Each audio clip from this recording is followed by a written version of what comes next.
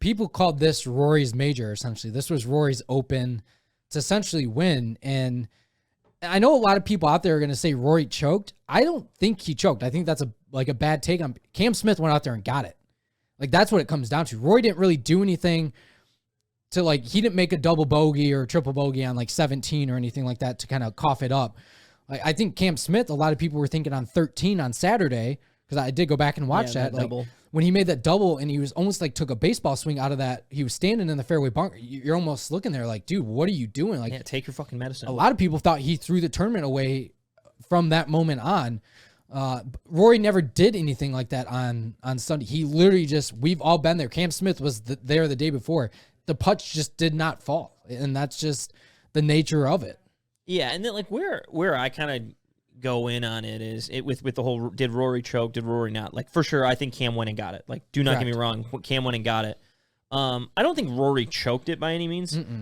But he didn't deserve to win. No, and he admittedly said that too. And so, like, yeah, you hit 18 greens in the final round of a major when you have a 4-shot lead.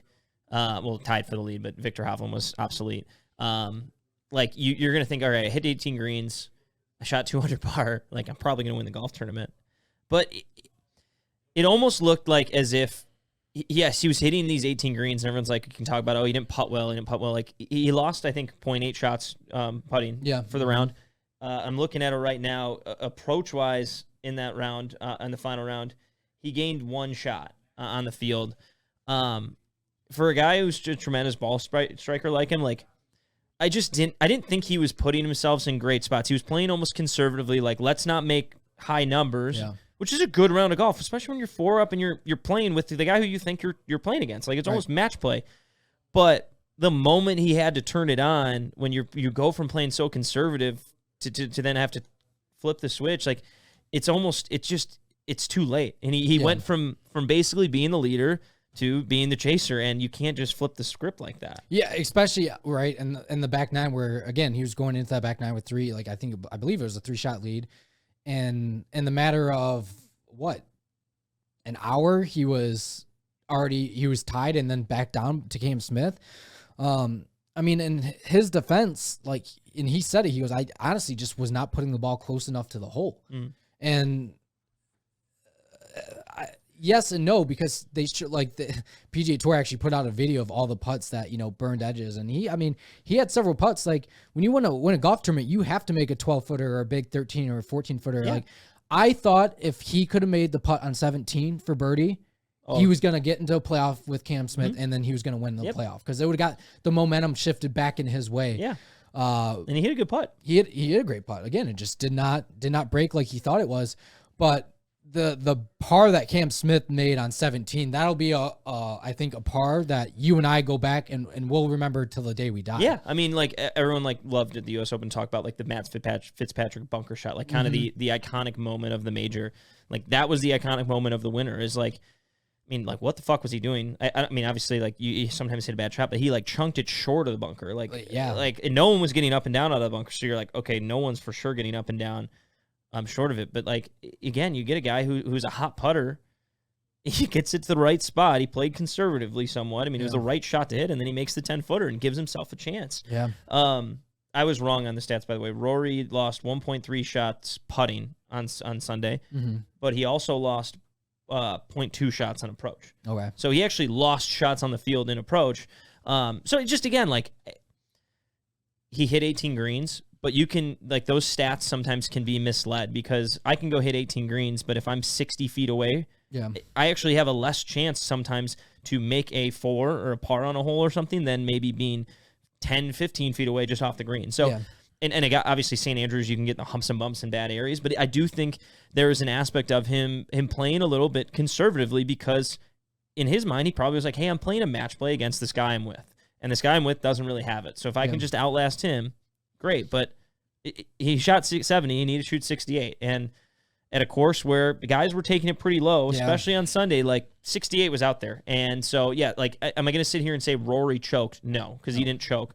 But I definitely think this is one he'll look back on and say, fuck, I let that one get away. Yeah. And then this one might hurt the most. Maybe the Masters, when he snipe hooked it and shot like 1 million on the back nine. But this one seems like at the home of golf, you don't get many chances like it. Right.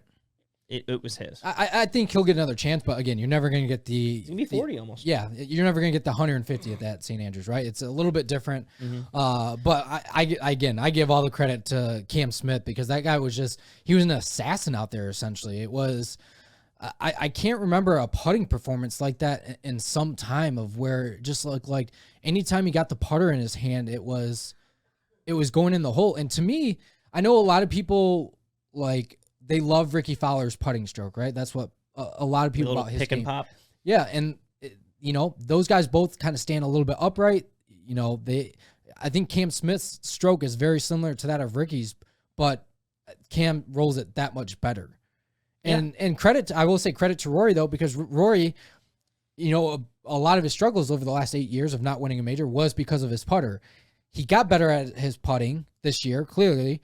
He finished in the top 5 of all the majors, but it's still not good enough to win on the tour, or win a major event. It's good enough to win a tour, but win a major, Well, and I think what you're talking about with it, the putting, yeah, it's good and it's not bad, but Cam Smith, 11.5 strokes game putting, you're talking about volatility and being able to make a ton of putts and having some of these really good weeks with that's going to get you wins. Right.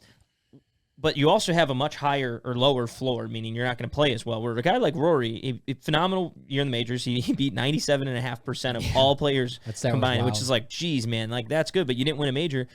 And it's because he's so good ball striking that the floor is so much higher for him than it is for a lot of other players, we've talked about, whether it's Morikawa or Zalatoris. But you need to be able to make the putts when it matters. And yeah, I mean, he missed a short one on 3. Obviously he was able to birdie 5, but then he missed the one on 9. Didn't birdie 12. Was he in the best spots? No, not all the time. But the one birdie putt on 3, man, that one you almost needed to have. Yeah, I mean, and it seemed like it was automatic. It was okay, if this guy gets off to a 4, clears himself 5-6 shots, then it's just all right. How far is he gonna run away with? And I think if he would have made that putt, I think if that putt would have happened, then it would have propulsed him to do that. But again, then it kind of, especially on the back nine, it seemed like he was just scrambling and trying to get a putt to fall. And at the end of the day, he wasn't hitting bad putts. They didn't fall. Yeah, and it was just look, if you're 35 feet away, you can hit 18 great putts. They're not you will have 18 putts that do not go in. The make percentage from 35 feet or whatever is not great, and that's where, again, it just comes down to how to go about performing it. And so, yeah, I mean, I don't know. It'll be really interesting. Everyone's already saying, oh, he's the favorite for the Masters. It's a long time from now, and we've seen a lot of players lose it in a scope or whatever like that. But I mean, man, it looked like going into back nine, this was Rory's tournament, and we're gonna watch a nice celebration with everyone there to watch, and it didn't happen that way.